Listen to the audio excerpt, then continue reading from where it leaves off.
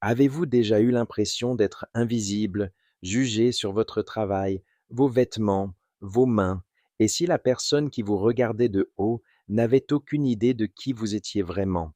L'histoire de ce soir est celle d'un moment dont nous avons tous rêvé. C'est l'histoire d'une serveuse nommée Élise, d'un restaurant 5 étoiles et d'une nuit d'humiliation aux mains de la petite amie d'un millionnaire. Mais ce n'est pas une histoire de défaite, c'est l'histoire de ce qui s'est passé le lendemain matin dans une salle de conseil d'administration lorsque la femme qu'ils avaient rejetée comme une moins que rien s'est avérée être celle qui détenait toutes les cartes. Restez à l'écoute, car c'est une histoire de pouvoir, d'identité et de la vengeance la plus satisfaisante que vous puissiez imaginer. L'atmosphère de l'Ambroisie, un restaurant si exclusif qu'il n'avait même pas d'enseigne sur sa façade discrète du 16e arrondissement de Paris, était lourde du parfum de la truffe blanche et de l'argent silencieux.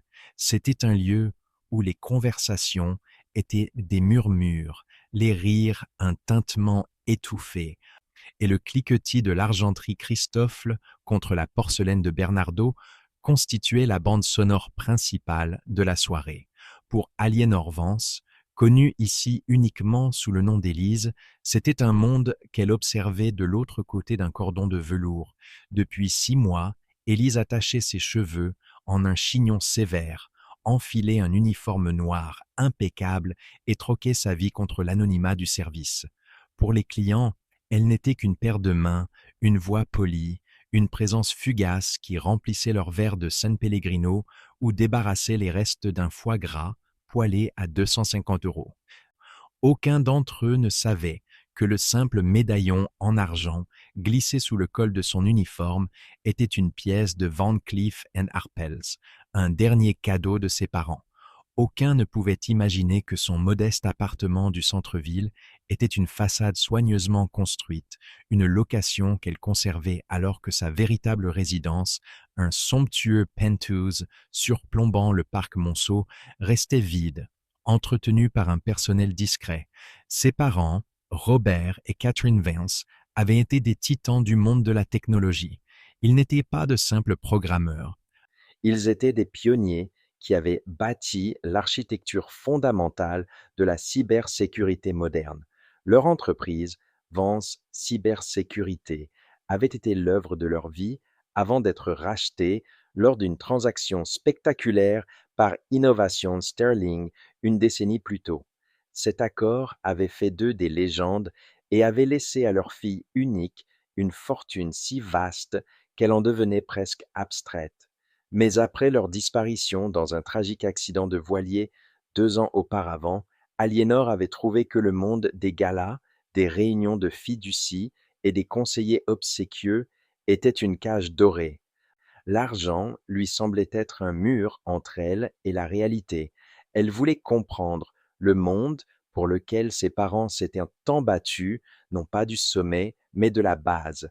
Elle voulait savoir comment étaient les gens quand ils n'essayaient pas d'impressionner Aliénor Vance, l'héritière.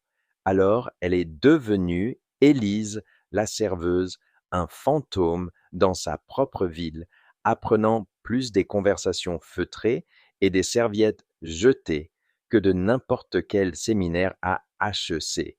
Sa cible d'observation ce soir était la table 7, la banquette la plus convoitée de l'établissement.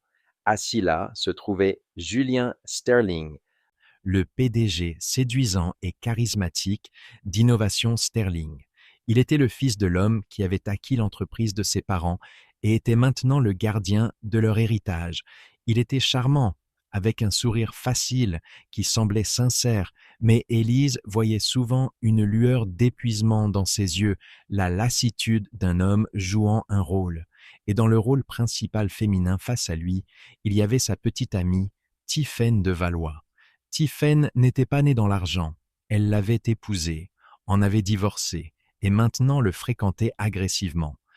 Elle portait son ambition comme le bracelet Cartier Love, surdimensionné à son poignet, un peu trop serré, un peu trop voyant. Sa beauté était sharp, méticuleusement entretenue et maniée avec la précision d'une arme. C'est elle qui riait le plus fort, qui gesticulait le plus théâtralement et qui traitait le personnel avec un dédain désinvolte qui trahissait sa profonde insécurité. « Julien, mon chéri », la voix de Tiphaine trancha le calme du restaurant. « Tu n'écoutes même pas. Je te parlais du choix épouvantable du traiteur de Béatrice pour le gala à Deauville. » Julien offrit un sourire conciliant. « Je t'écoute, Tiphaine, les traiteurs. » Compris. Ses yeux, cependant, balayaient la pièce. Une tension subtile dans sa mâchoire. Innovation Sterling était dans une position précaire. Une rumeur d'OPA hostile circulait et une réunion cruciale du conseil d'administration était prévue pour le lendemain matin. Le destin de l'entreprise et de l'héritage des parents d'Élise était en jeu. Élise le savait parce que son conseiller financier, le sagace et paternel Arthur Lambert, la suppliait presque de sortir de l'ombre et de prendre son siège au conseil. La fiducie anonyme, Heavy Capital, qu'elle contrôlait, détenait une participation de 15% dans l'entreprise, le vote décisif. « C'est tout simplement pathétique, » poursuivit Tiphaine en agitant une main dédaigneuse. « C'est comme s'ils avaient engagé des gens d'une brasserie. Aucune finesse, aucune classe, tout est dans les détails. Tu sais, la présentation, c'est tout. » En parlant, elle tourna la tête, ses yeux se posant sur Élise, qui s'approchait prudemment, avec une bouteille de Château Margaux, 1988, un vin qui coûtait plus que son salaire mensuel de serveuse. Le regard de Tiphaine balaya l'uniforme simple d'Élise, ses chaussures pratiques, ses mains propres mais sans manucure. Un petit sourire cruel se dessina sur ses lèvres. Elle avait trouvé son détail à critiquer. Élise s'arrêta à la table. « Monsieur Sterling, mademoiselle de Valois, le château Margaux, que vous avez demandé. » Julien hocha la tête. « Merci, Élise. » Mais Tiphaine se pencha en avant, sa voix baissant à un murmure conspirateur mais performativement fort. « Honnêtement, Julien, regarde-la. Penses-tu vraiment qu'elle connaisse la première chose à propos d'un vin comme celui-ci? Elle pense probablement que millésime est quelque chose qu'on trouve dans une friperie. » La poigne d'Élise sur la bouteille se resserra imperceptiblement. Elle garda une expression neutre, un masque de déférence professionnelle qu'elle avait perfectionné au cours des 6 derniers mois. C'était le jeu, être invisible, n'être rien, observer. Mais ce soir, le jeu était sur le point de changer. L'humiliation commença comme une brûlure lente et insidieuse s'insinuant dans l'atmosphère feutrée du restaurant. Tiphaine observait chaque mouvement d'Élise avec la concentration prédatrice d'un faucon. Alors qu'Élise se préparait à décanter le vin, Tiphaine leva une main, l'arrêtant en plein mouvement. « Montrez-moi vos mains, » exigea-t-elle. La demande était si inattendue, si discordante que pendant une seconde, Élise la dévisagea simplement, la carafe en cristal suspendue dans son autre main. Julien s'agita mal à l'aise sur son siège. « Tiphaine, qu'est-ce que tu fais ?»« J'assure le contrôle qualité, » dit Tiphaine, les yeux rivés sur Élise. « Un établissement de ce calibre devrait avoir des normes. On attend une présentation irréprochable de la nourriture au personnel. » Elle fit un geste impatient. « Vos mains, maintenant. » Réprimant une vague d'indignation, Élise tendit lentement ses mains, paumes vers le bas. Elles étaient toutes propres, ses ongles courts et pratiques. C'étaient les mains de quelqu'un qui travaillait. Il y avait une petite cicatrice estompée sur l'articulation de son pouce droit, souvenir d'une chute d'enfance, une minuscule imperfection. Les yeux de Tiphaine s'y accrochèrent immédiatement. Le vernis écaillé est une chose, mais des cicatrices... « Et regardez-moi ces cuticules, » se moqua-t-elle, se tournant vers Julien. « C'est peu appétissant. Ce n'est tout simplement pas ce pourquoi on paie. » Chaque mot était une fléchette soigneusement décochée. Élise sentit les regards des tables adjacentes se tourner vers eux, le léger bourdonnement du restaurant s'interrompre alors qu'une poche de silence inconfortable se formait autour de la table 7.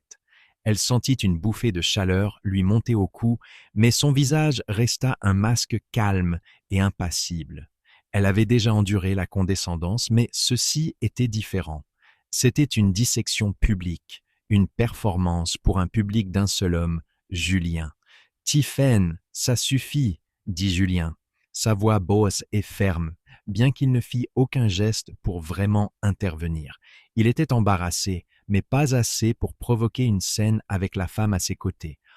C'était une défaillance de caractère qu'Élise nota avec un sentiment froid et clair de déception. Élise rétracta lentement ses mains. Mes excuses, si mon apparence n'est pas à votre satisfaction, madame, dois-je procéder avec le vin? Son sang-froid sembla exaspérer Tiphaine plus que n'importe quelle explosion émotionnelle ne l'aurait fait. Oui, procédez, claqua Tiphaine, se penchant en arrière avec un air d'ennui théâtral. Essayez de ne pas en renverser, je suis sûr qu'il vaut plus que votre appartement tout entier. Élise saisit la lourde bouteille. Ses mains étaient stables, ses mouvements étaient précis, exercés. Elle commença à verser le liquide rubis profond dans la carafe en cristal, le riche arôme de cassis, de cèdre et de violette emplissant l'air. Elle était concentrée sur sa tâche, sur le blocage de la présence venimeuse à côté d'elle. Et c'est alors que Tiphaine bougea. Ce fut un mouvement minuscule, presque imperceptible, une légère extension de sa jambe, un petit coup de son stiletto contre le pied de la petite table de service qu'Élise utilisait. La table vacilla juste assez, le goulot de la bouteille bascula, et une éclaboussure du précieux vin rouge décrivit un arc dans les airs. Atterrissant directement sur la soie blanche, immaculée du chemisier de Tiphaine. Un hoquet collectif parcourut les tables voisines. Tiphaine bondit sur ses pieds, un cri d'horreur manufacturé s'échappant de ses lèvres. Espèce d'idiote maladroite, regardez ce que vous avez fait. C'est du Valentino sur mesure. Le chaos éclata. Le directeur, un homme perpétuellement agité, nommé Monsieur Dubois, se précipita. Julien était debout, tamponnant le chemisier de Tiphaine avec sa serviette, ce qui ne faisait qu'étaler la tâche. « Je suis tellement, tellement désolé, dit Élise de sa voix calme, même si son cœur battait la chamade. Elle savait avec une certitude absolue que le coup avait été délibéré. « Désolé ne suffit pas, tempêta Tiphaine, sa voix maintenant assez forte pour capter l'attention de tout le restaurant. Ce chemisier coûte 10 000 €. Et le vin, qu'est-ce que c'est, encore 2 000? Vous allez payer pour ça, chaque centime. Mademoiselle de Valois, s'il vous plaît, commença Monsieur Dubois en se tordant les mains. Le restaurant prendra bien sûr en charge le nettoyage et le prendre en charge, c'est fichu, hurla-t-elle. Je ne veux pas qu'on le prenne en charge, je veux qu'elle paie pour ça. Je veux qu'elle apprenne que les actions ont des conséquences. Je veux que vous la renvoyiez tout de suite devant tout le monde. La demande resta en suspens dans l'air d'une cruauté choquante. La renvoyer était une chose, l'humiliation publique en était une autre. C'était un pur jeu de pouvoir, conçu pour la briser complètement. Élise resta impassible, ses yeux se levant enfin pour croiser ceux de Tiphaine. Le masque de la serveuse déférente glissa pendant une fraction de seconde, révélant un aperçu de l'acier en dessous. « C'était un accident, » dit-elle, sa voix calme mais claire. « Oh, j'en suis sûre, » ricana Tiphaine. « Tout comme c'était un accident que vous soyez né dans une vie où vous devez servir des gens comme moi.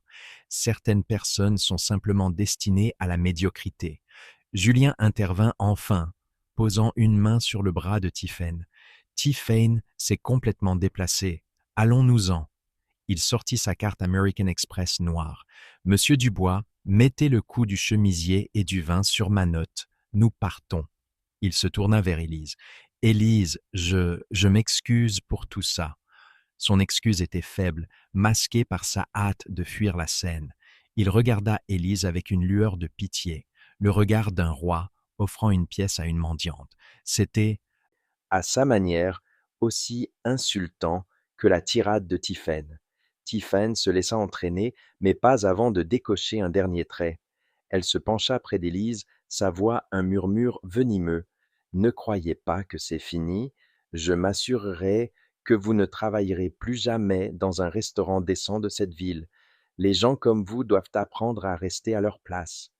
Alors qu'il disparaissait par la porte, le restaurant reprit lentement son rythme antérieur, mais la souillure de l'incident persistait. Monsieur Dubois lança à Élise un regard sympathique mais nerveux. Prenez une pause à l'arrière, Élise. Allez vous calmer. Élise hocha la tête, engourdie. Elle se dirigea vers la cuisine, le dos droit, la tête haute. Elle ne leur laissa pas voir le tremblement de ses mains. Elle ne leur laissa pas voir le feu qui venait de s'allumer dans ses yeux. Tiphaine de Valois voulait lui apprendre sa place dans le monde. Oh, elle allait l'apprendre. À partir de 9 heures du matin, le lendemain, l'entrée du personnel de l'Ambroisie donnait sur une ruelle crasseuse qui sentait le champagne éventé et l'ail frit. Élise s'adossa contre le mur de briques froides, la cacophonie de la ville, offrant un contraste bienvenu avec le silence étouffant du restaurant. Elle laissa enfin tomber le masque. Une seule larme de fureur traça un chemin sur sa joue, et elle l'essuya d'un revers de main brutal. Ce n'était pas le vin renversé ou la menace sur son emploi qui la piquait au vif. C'était le mépris brut et non dissimulé, la conviction de Tiphaine que la valeur d'une personne était cousue dans l'étiquette de son chemisier. Et pire encore, c'était la complicité passive de Julien. Il était à la tête d'une entreprise bâtie sur le génie de ses parents, une entreprise dont l'éthique était censée reposer sur l'innovation et l'intégrité. Pourtant, il était resté là. À regarder une personne se faire démolir pour le sport. Elle prit une profonde inspiration, la colère se solidifiant en quelque chose de froid et de dur, la résolution. Son expérience de 6 mois était terminée. Elle avait vu ce qu'elle avait besoin de voir. Le monde d'en bas était travailleur, résilient et souvent invisible. Le monde d'en haut était complaisant, privilégié et aveugle. Et l'entreprise qui les reliait, Innovation Sterling, était dirigée par un homme qui ne pouvait même pas tenir tête à sa petite amie dans un restaurant. Son téléphone vibra. C'était Arthur Lambert. Elle répondit, la voix encore tendue. Aliénor, je t'ai vu sur le planning ce soir. Est-ce que tout va bien? La voix d'Arthur était chaude, empreinte de l'inquiétude d'un homme qui la connaissait depuis qu'elle portait des couettes. Il avait été le plus proche ami de son père et était maintenant le gardien féroce de sa fortune. J'ai connu de meilleures de soirées, Arthur, dit-elle en sortant de la ruelle et en élant un taxi. Elle donna au chauffeur l'adresse de son modeste appartement de location par pure habitude. Que s'est-il passé? Elle lui raconta toute l'affaire sordide, les commentaires sur ses mains, le croc-en-jambe délibéré, la tirade de Tiphaine, la faiblesse de Julien. Elle n'omit rien. Arthur resta silencieux un long moment. Quand il parla, sa voix était glaciale. Cette femme est un piranha dans une robe Gucci, et Julien Sterling. Je suis profondément déçu. Robert le serait aussi. Il est juste resté là, Arthur, dit Élise, le souvenir encore frais et douloureux. Il a laissé faire. L'inaction est une forme d'action, ma chère, dit sombrement Arthur, ce qui m'amène à mon point suivant. Je sais que tu es fatigué, mais je dois te voir.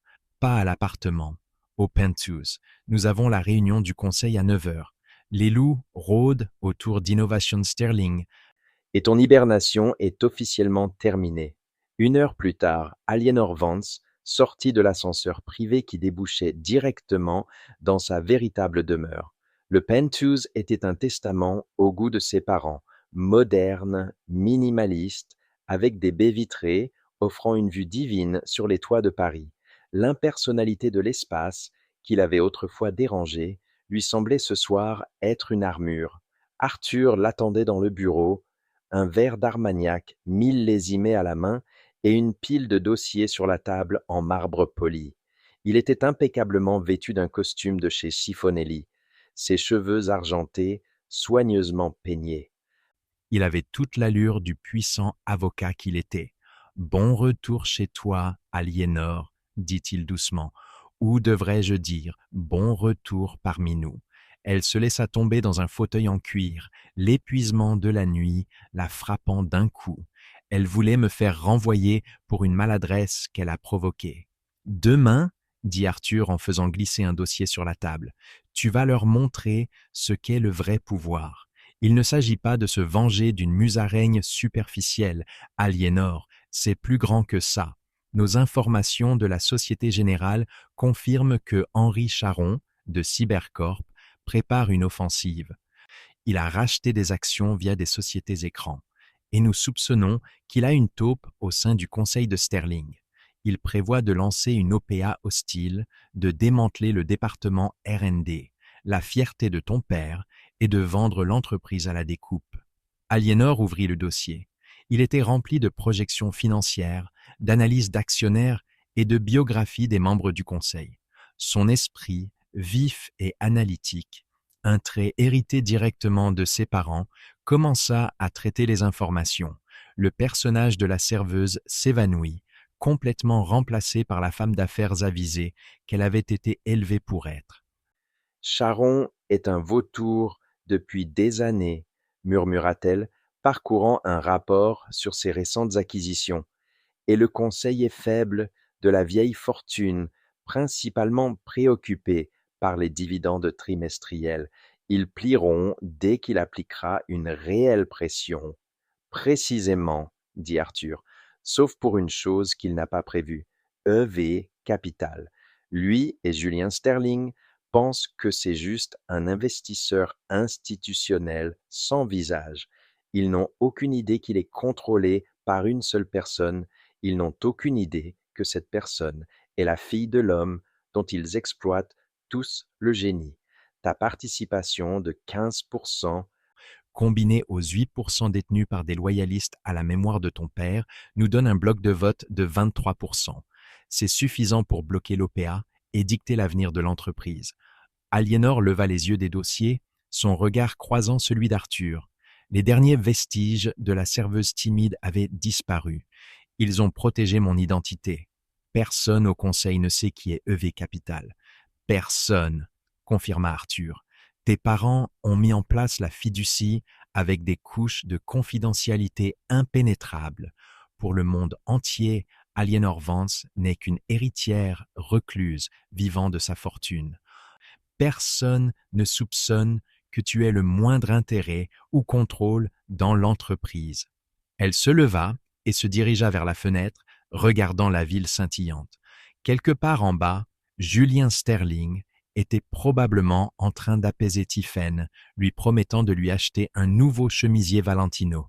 Il voyait le monde en termes si petits, possession, statut, affront mesquin. Il n'avait aucune idée de ce qui les attendait. « Très bien, Arthur, dit-elle, sa voix résonnant d'une autorité nouvelle. Prépare mes vêtements. Je veux le tailleur pantalon Yves Saint-Laurent bleu marine. et organise une conférence téléphonique avec le chef de mon équipe de procuration. Je veux être parfaitement briefé avant d'entrer là-dedans. Elle se détourna de la fenêtre, un sourire ironique et sans joie sur le visage. Mademoiselle de Valois voulait m'apprendre ma place. Demain, j'apprendrai à Julien Sterling la sienne. Il est le PDG. Il est censé être un leader. Et la première responsabilité d'un leader est de protéger ses employés et son entreprise. Il a échoué sur les deux tableaux ce soir.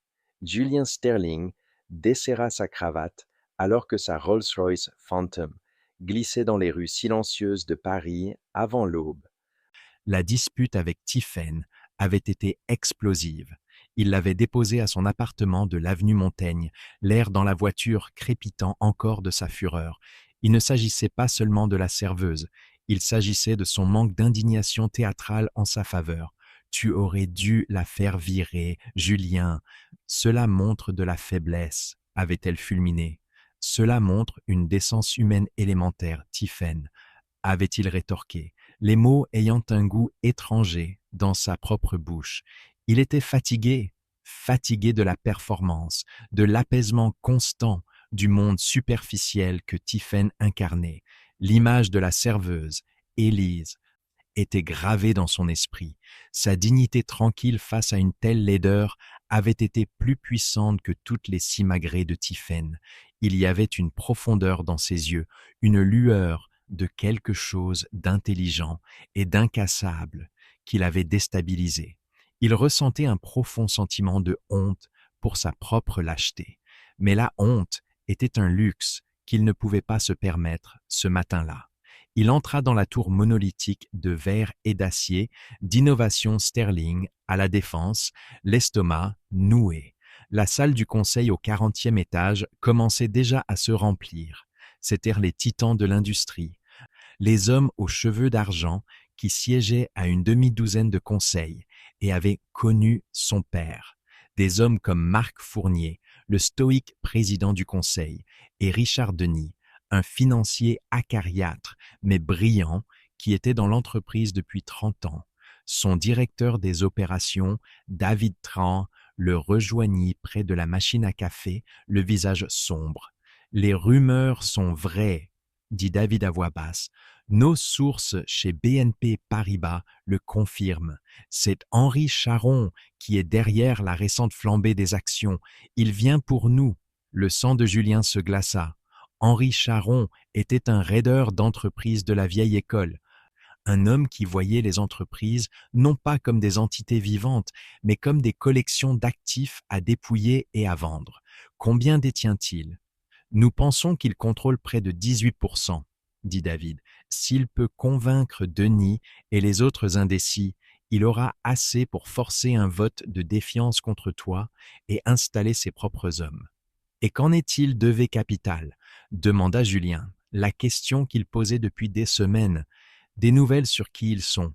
David secoua la tête. Toujours un fantôme. Ils acquièrent des actions lentement, discrètement, depuis plus d'1 an.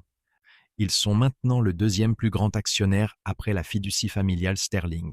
Ils détiennent 15%. Ils sont le faiseur de roi dans toute cette affaire. Le camp qu'ils choisiront gagnera. Et ils ne communiquent pas. Pas un mot, confirma David. Nous avons envoyé des émissaires par tous les canaux possibles. Leurs avocats sont un mur de briques. Tout ce que nous savons, c'est que la fiducie est gérée par Arthur Lambert. Le nom lui dit quelque chose. Lambert, l'avocat de la famille Vance. Le même, dit David. Nous pensions que c'était juste une décision de portefeuille pour diversifier le patrimoine des Vance. Nous n'avions jamais imaginé qu'il jouerait un rôle actif. Julien passa une main dans ses cheveux. L'héritage Vance, c'était le fondement de la division la plus rentable de l'entreprise. Les brevets de sécurité déposés par Robert Vance avaient encore des années d'avance sur leur temps. Il ressentit une pointe de culpabilité. Il avait pris cet héritage et s'était concentré sur la technologie grand public tape à l'œil, négligeant la R&D de base que Robert Vance avait défendue. Il était plus axé sur les résultats trimestriels et la perception du marché que sur l'innovation à long terme. Henri Charon le savait. Il voyait une entreprise mûre pour la cueillette. Les membres du conseil commencèrent à prendre place autour de la colossale table en acajou. Marc Fournier ouvrit la séance, sa voix un grondement sourd. Les politesses initiales furent rapidement expédiées et la tension dans la pièce devint palpable. Juste au moment où Marc s'apprêtait à présenter le premier point à l'ordre du jour, les portes de la salle du conseil s'ouvrirent en grand. Tout le monde se tourna. Julien s'attendait à un assistant junior avec des documents de dernière minute. À la place, il vit Arthur Lambert, l'air aussi posé et formidable que jamais. Mais ce fut la personne qui entra à ses côtés qui coupa le souffle de Julien. Elle était vêtue d'un tailleur pantalon Yves Saint-Laurent bleu marine qui était taillé à la perfection. Ses cheveux étaient détachés, tombant en vagues sombres et lisses autour de ses épaules. Son visage était le même et pourtant entièrement différent. L'anxiété lasse et déférente de la serveuse avait disparu, remplacée par une aura de confiance calme et inébranlable. À ses pieds, pas de chaussures de travail pratiques, mais une paire de talons loup-boutin, vertigineux, qui claquaient avec une autorité silencieuse sur le sol en marbre. C'était Élise, la serveuse de l'Ambroisie, Une vague de confusion ondula dans la pièce. Les membres du conseil échangèrent des regards perplexes. Julien ne pouvait que la fixer, son esprit luttant pour concilier les deux images. C'était impossible. Ce devait être une coïncidence, une sœur, un sosie. Tiphaine, qui avait insisté pour assister à la réunion afin d'apporter un soutien moral et de s'assurer que Julien ne soit pas faible, laissa échapper un petit rire incrédule depuis son siège contre le mur. Mon Dieu, Julien, chuchota-t-elle assez fort pour que plusieurs personnes l'entendent.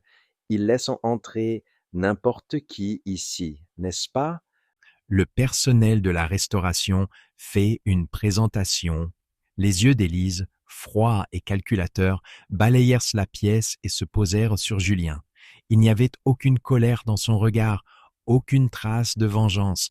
Il y avait quelque chose de bien plus déconcertant. Une évaluation. Elle le regardait comme s'il était une ligne sur un bilan. Marc Fournier, le président, retrouva enfin sa voix. Arthur, j'espère qu'il y a une bonne raison à cette interruption. C'est une réunion du conseil à huis clos. Arthur Lambert sourit, un sourire mince et satisfait. Il posa une main sur l'épaule d'Élise. Messieurs, Mes excuses pour cette arrivée tardive, dit-il, sa voix emplissant la pièce soudainement silencieuse. Permettez-moi de vous présenter formellement mon associée. Vous la connaissez dans vos registres comme la mandataire de V Capital, détentrice de la participation décisive de 15% dans Innovation Sterling. Il marqua une pause pour l'effet dramatique, laissant le poids de ses mots s'installer. Je voudrais que vous rencontriez tout mademoiselle Aliénor Vance. Le silence, un silence profond et retentissant, s'abattit sur la salle du conseil. Il n'était rompu que par le doux bourdonnement du système de climatisation. La douzaine d'hommes puissants, assis autour de la table, la dévisageaient, leurs expressions un mélange d'incrédulité, de confusion et de compréhension naissante. Julien Sterling eut l'impression que le sol venait de se dérober sous ses pieds. Aliénor Vance, l'Aliénor Vance. Les pièces du puzzle s'emboîtèrent avec une vitesse vertigineuse. La fiducie anonyme, IV Capital, Arthur Lambert, la dignité tranquille au restaurant. Ce n'était pas une serveuse qu'il avait prise en pitié. C'était la fille recluse et brillante de l'homme dont le génie avait bâti une pierre angulaire de son empire. il avait été condescendant avec sa deuxième plus grande actionnaire. De l'autre côté de la pièce, le visage de Tiphaine de Valois était passé d'un amusement suffisant à un masque de choc pâle et horrifié. Sa bouche s'ouvrait et se fermait silencieusement, comme un poisson hors de l'eau. La femme qu'elle avait traitée d'idiote maladroite, la femme dont elle avait insulté les mains, la femme qu'elle avait menacée de mettre sur liste noire dans l'industrie de la restauration, était une personne d'une richesse et d'un pouvoir immense. Le chemisier Valentino, le château Margaux, c'étaient des futilités. La menue monnaie de la femme qu'elle avait tenté d'humilier. Le regard d'Aliénor balaya les visages stupéfaits, calmes et mesurés. Elle dégageait une autorité qui n'avait rien à voir avec son tailleur ou son nom, mais tout à voir avec la certitude tranquille de sa position. Elle et Arthur prirent 2 sièges vides à la table, des sièges qui avaient été réservés pour les représentants de V Capital. Marc Fournier, le président, fut le premier à se ressaisir. Il s'éclaircit la gorge, le visage légèrement rouge. Mademoiselle Vance, c'est un honneur inattendu. Nous ne savions pas que vous portiez un intérêt actif aux affaires de l'entreprise. Mon intérêt a toujours été actif, monsieur Fournier, répondit Aliénor, sa voix lisse et égale, dépourvue du moindre tremblement. Il était jusqu'à présent silencieux. J'ai estimé que c'était le bon moment pour changer cela. Ses yeux se tournèrent vers Julien. Des événements récents ont suggéré que la direction de cette entreprise pourrait bénéficier d'une perspective plus directe de la part de ses principaux actionnaires. La pique subtile atteignit sa cible avec une précision chirurgicale. Julien la ressentit comme un coup physique. Elle ne parlait pas seulement des affaires, elle parlait du restaurant. Richard Denis, le financier bourru, plissa les yeux vers elle depuis l'autre bout de la table. Vous êtes la fille de Robert Vance, nom d'un chien. Vous ressemblez à votre mère. Une pointe de chaleur entra dans sa voix. Votre père était un grand homme, un vrai visionnaire. Merci, monsieur Denis, dit Aliénor, lui offrant un petit sourire sincère. J'ai l'intention d'honorer sa vision. La porte de la salle du conseil s'ouvrit de nouveau, et un homme que Julien reconnut avec une secousse d'effroi entra. Henri Charron. Il était flanqué de sa propre équipe juridique, son visage arborant un sourire prédateur. Il avait clairement été invité par l'un des membres du conseil qui l'avait rallié. « J'interromps quelque chose ?» demanda Charron, les yeux pétillants d'amusement. « Ou suis-je juste à temps pour le feu d'artifice ?» Marc Fournier se leva, le visage durci. « Charron, vous ne faites pas partie de ce conseil. Vous n'êtes pas le bienvenu ici. »« Oh, je pense que si, » rétorqua Charron en sortant un document de sa mallette. « Avec les procurations de plusieurs de vos membres, je crois que je contrôle assez de pouvoir de vote pour avoir mon mot à dire. Je suis ici pour proposer une nouvelle direction pour Innovation Sterling, une direction plus rentable. » Il passait à l'offensive. L'OPA hostile se déroulait ici, maintenant. Julien sentit une montée de panique. Il regarda autour de la table, voyant le doute et le calcul dans les yeux de plusieurs membres du conseil. Il pesait leurs options, envisageant de passer du côté de Charron. Mais alors Aliénor parla, sa voix tranchant la tension comme un scalpel. « Monsieur Charron, » dit-elle, sans même prendre la peine de le regarder, son attention concentrée sur les documents devant elle. « Votre réputation vous précède. » Vous êtes connu pour acquérir des entreprises innovantes et les vendre pièce par pièce. Je crois que le terme est démantèlement d'actifs. Le sourire de Charron vacilla. Je préfère maximiser la valeur pour l'actionnaire. Un charmant euphémisme, dit froidement Aliénor. Elle leva enfin les yeux pour croiser les siens. Mais cela n'arrivera pas ici, pas aujourd'hui, jamais. Vraiment, la défia Charron en bombant le torse. Vous et quelle armée, ma petite?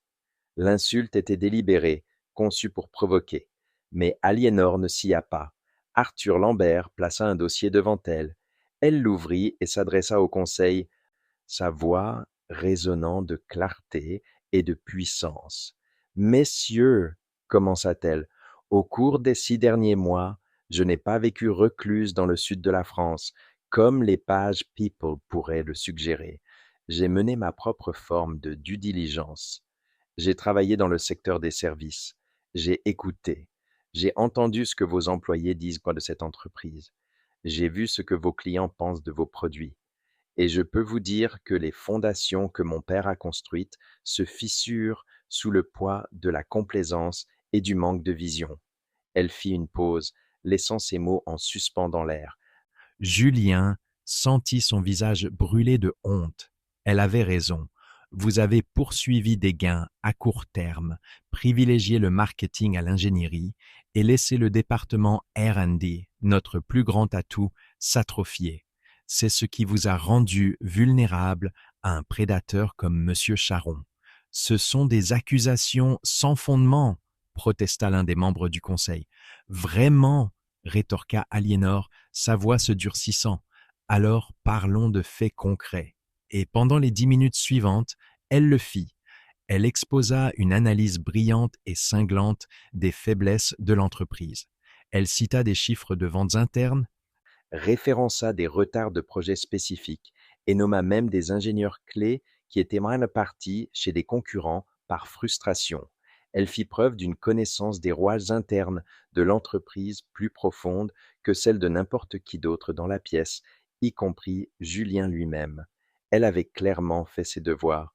Quand elle eut terminé, la pièce fut de nouveau plongée dans un silence stupéfait. Elle avait systématiquement démantelé le bilan de la direction actuelle, sans élever la voix.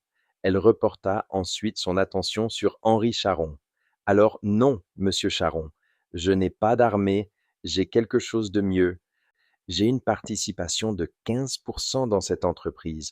Monsieur Denis, je sais que vous contrôlez 5% et que vous étiez un ami cher de mon père. La fiducie familiale Sterling détient 20% et je sais qu'il y a au moins 2 autres membres dans cette pièce fidèles à la mémoire de mon père. Combiné, cela représente un bloc de vote que vous ne pouvez pas surmonter. Elle regarda directement Julien. C'est pourquoi je ne suis pas ici pour assister à un débat. Je suis ici pour présenter une motion. Je propose un vote de défiance immédiat envers la direction stratégique actuelle de l'entreprise. Et j'en propose une nouvelle, un plan quinquennal centré sur le réinvestissement de 25% des bénéfices dans la R&D de base, avec effet immédiat. C'était un coup de force d'une audace à couper le souffle. Elle ne se contentait pas de bloquer l'OPA, elle prenait le contrôle de tout l'avenir de l'entreprise. Henri Charon se tenait là, le visage comme un nuage d'orage. Il était entré en s'attendant à combattre un PDG affaibli et un conseil fracturé. Il ne s'était pas attendu à affronter le fantôme de Robert Vance, ressuscité sous la forme de sa fille farouchement intelligente et parfaitement préparée. La bataille pour Innovation Sterling était terminée avant même d'avoir commencé. Mais pour Julien Sterling et Tiphaine de Valois, le jugement personnel ne faisait que commencer. La motion resta en suspens dans l'air, une déclaration de guerre contre le statu quo. Henri Charon, réalisant qu'il était complètement déjoué, rassembla ses papiers avec un grognement. « Ce n'est pas fini, Vance !» cracha-t-il, avant de sortir de la pièce en trombe, son équipe juridique le suivant comme des hyènes vaincues. Avec la menace extérieure écartée, l'atmosphère dans la pièce changea. Elle devint un tribunal interne, et Aliénor en était la juge suprême. Un réinvestissement de 25% est agressif, mademoiselle Vance, dit prudemment Marc Fournier. Cela aura un impact sévère sur nos dividendes trimestriels. Cette entreprise n'est pas devenue un leader mondial en se concentrant sur les dividendes trimestriels, monsieur Fournier, rétorqua Aliénor. Elle l'a fait en innovant. Nous allons revenir à ce modèle. Mon père disait toujours: construisez quelque chose avec une décennie d'avance et vous posséderez le présent. Nous louons le présent depuis trop longtemps. Il est temps de le posséder à nouveau. Ces mots étaient un écho direct de la philosophie de son père. Et ils résonnèrent auprès des membres plus âgés du conseil. Richard Denis frappa la table de sa main. La petite a raison. Robert me l'a dit 100 fois. Nous sommes devenus mous à force de courir après les tendances du marché au lieu de les créer. J'appuie la motion.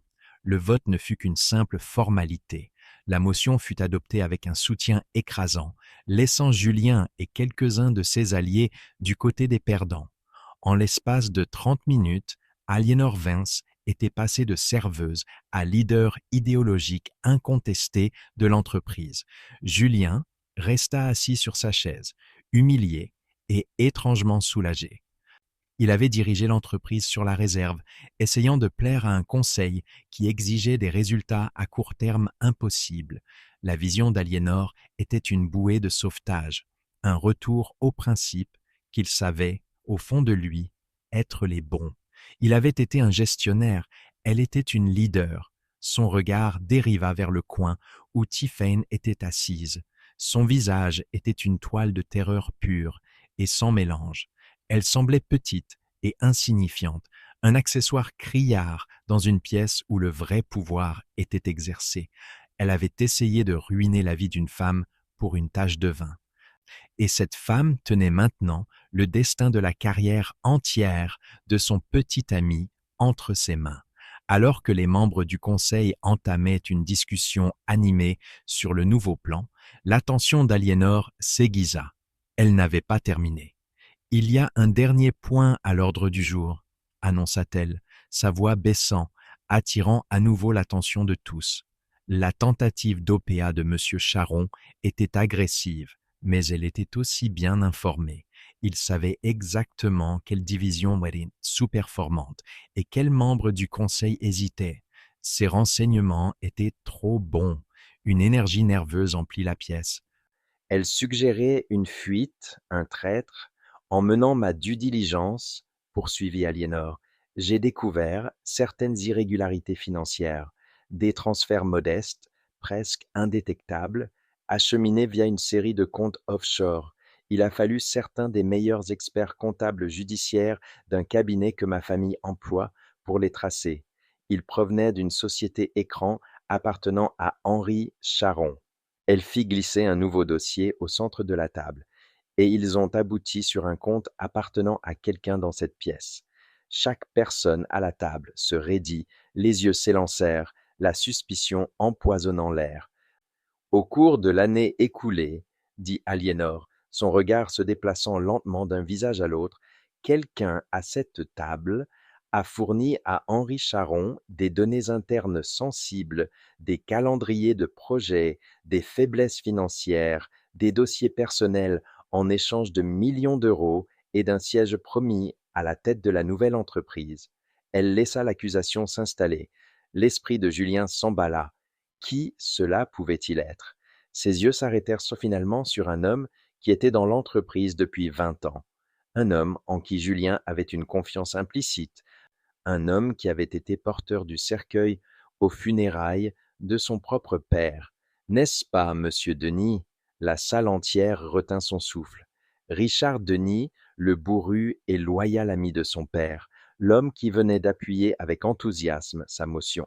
Cela semblait impossible. Denis explosa dans un accès de rage balbutiante. C'est une accusation scandaleuse, calomnieuse. J'ai donné ma vie à cette entreprise. Vous débarquez ici, une enfant qui joue aux affaires, et vous osez m'accuser. Aliénor resta parfaitement calme. Elle poussa simplement une seule feuille de papier sur la table vers lui. Ceci est un relevé de compte d'un compte aux îles Caïmans au nom de jeune fille de votre femme. Le dernier dépôt, de 2 millions d'euros, a été effectué hier matin. Le compte source appartient à une société holding enregistrée au nom du gendre d'Henri Charon. La couleur quitta le visage de Richard Denis. Il fixa le papier comme si c'était un serpent venimeux. Sa défense grandiloquente s'effondra dans un silence sifflant et défait. Il avait été joué, Charon l'avait probablement encouragé à soutenir la motion d'Aliénor pour cimenter sa position de loyaliste pendant que Charon planifiait son prochain coup. « Vous étiez l'ami de mon père, dit Aliénor, et pour la première fois, une note de douleur sincère entra dans sa voix. Vous avez trahi sa mémoire et vous auriez laissé cette entreprise être détruite. La sécurité fut appelée. Un Richard Denis brisé fut escorté hors de la pièce, sa carrière et sa réputation en ruine. Aliénor n'avait pas seulement sauvé l'entreprise, elle l'avait purgée de son cancer le plus profond.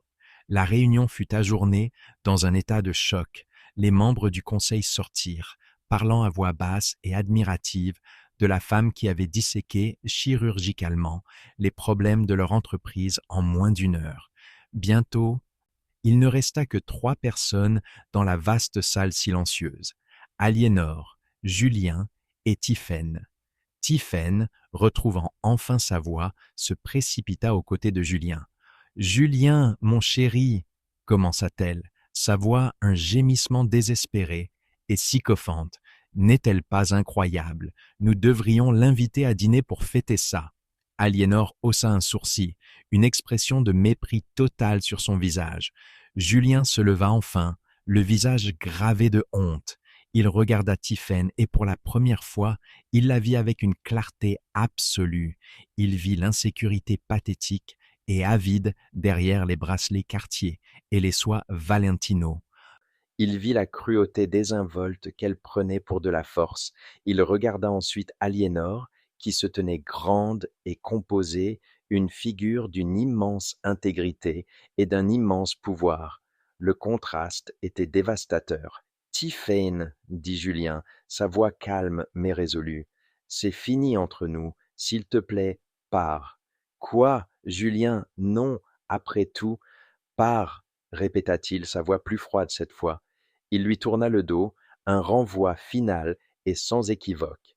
Avec un sanglot étouffé, Tiffany attrapa son sac à main, ridiculement cher, et s'enfuit de la pièce, son empire de statues empruntées s'effondrant en poussière autour d'elle. Maintenant, Ils n'étaient plus que deux, le PDG et la serveuse, l'homme qui avait manqué d'agir et la femme qui avait tout sauvé. Mademoiselle Vance, commença Julien, la voix rauque. Je ne sais pas quoi dire. Alors ne dites rien, répliqua-t-elle, son expression indéchiffrable. Non, je le dois, insista-t-il en faisant un pas vers elle. Ce qui s'est passé hier soir au restaurant, c'était inexcusable. Mon comportement, mon inaction était pire que le sien. Je suis le PDG de cette entreprise. Je suis censé incarner ses valeurs et j'ai complètement échoué. Je suis profondément, sincèrement désolé. Non pas parce que vous êtes qui vous êtes, mais à cause de ce qui a été fait et de ce que j'ai laissé faire à un autre être humain. C'étaient des excuses sincères, humbles. Il n'essayait pas de sauver son emploi. Il essayait de sauver une part de son propre respect. Aliénor l'étudia un long moment. Elle vit la honte dans ses yeux, le regret. Elle vit l'homme qu'il pourrait être, pas seulement l'homme qu'il avait été. Des excuses sont un début, monsieur Sterling, dit-elle, son ton s'adoucissant de manière presque imperceptible. Mais ce sont les actions qui comptent maintenant. Cette entreprise est brisée. Vous et moi, nous avons beaucoup de travail à faire pour la réparer. Elle avait utilisé le mot « nous ». Ce n'était pas une promesse de pardon, mais c'était une offre de seconde chance, une chance de reconstruire, une chance pour lui de regagner le respect qu'il avait perdu. Pour Julien, c'était plus qu'il ne méritait, et tout ce dont il avait besoin. Dans les semaines qui suivirent, Innovation Sterling connut un changement sismique. La salle du conseil, autrefois un club d'hommes d'âge mûr et guindé, devint un centre dynamique de stratégie et d'innovation. L'effet Aliénor, comme l'appelaient les employés, fut immédiat et électrisant. elle ne prit pas de titre officiel, préférant exercer son influence en tant qu'actionnaire majoritaire et conseillère stratégique de facto. Elle passait ses journées non pas dans un bureau d'angle, mais à parcourir les étages des laboratoires de R&D, à parler aux ingénieurs, à écouter leurs idées et à donner le feu vert à des projets qui avaient été mis de côté depuis des années.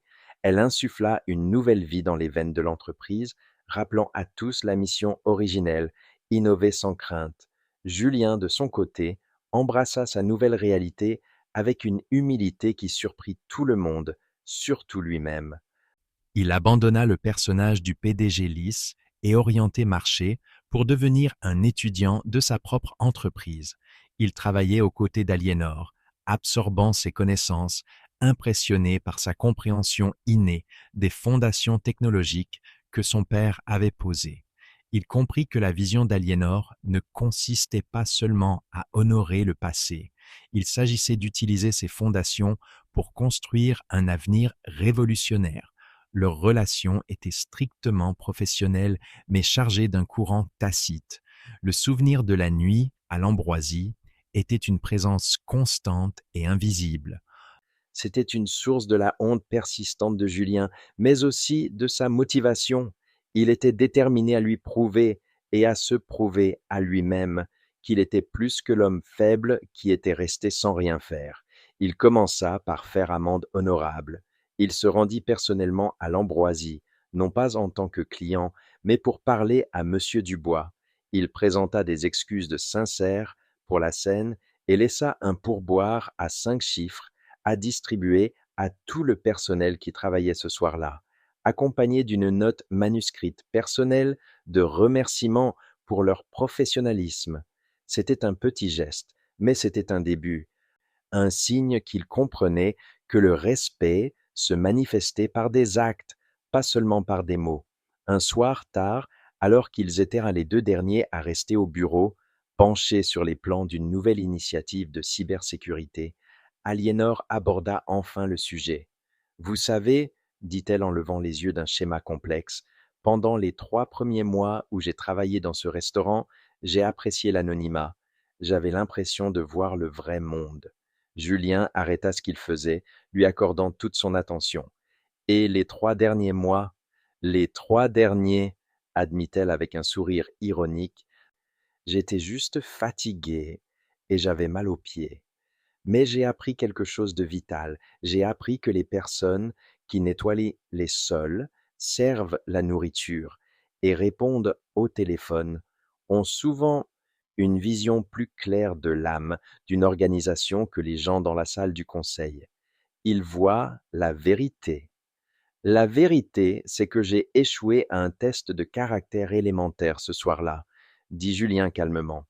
Oui, c'est vrai, acquiesça-t-elle, son regard direct mais pas méchant. Mais vous travaillez pour réussir un test beaucoup plus difficile chaque jour depuis reconstruire le caractère d'une entreprise. Cette simple phrase fut l'absolution que Julien ne savait même pas qu'il cherchait. C'était une reconnaissance de ses efforts, un signe que le respect et peut-être même la confiance se forgeaient dans le creuset de leur travail commun. Leur partenariat transforma Innovation Sterling.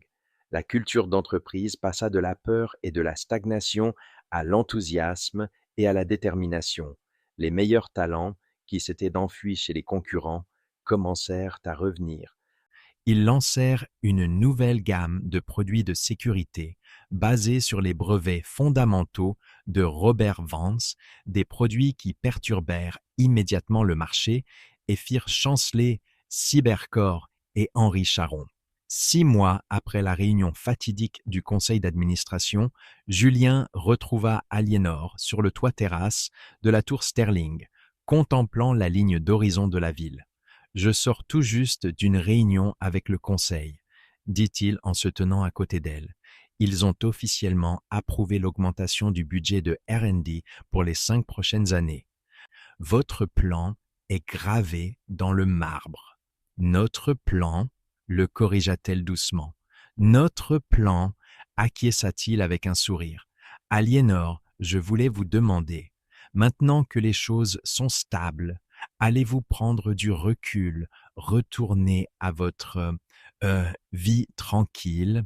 Aliénor regarda l'étendue infinie de lumière, la ville dont elle se sentait maintenant partie intégrante, d'une manière qu'elle n'avait jamais connue auparavant.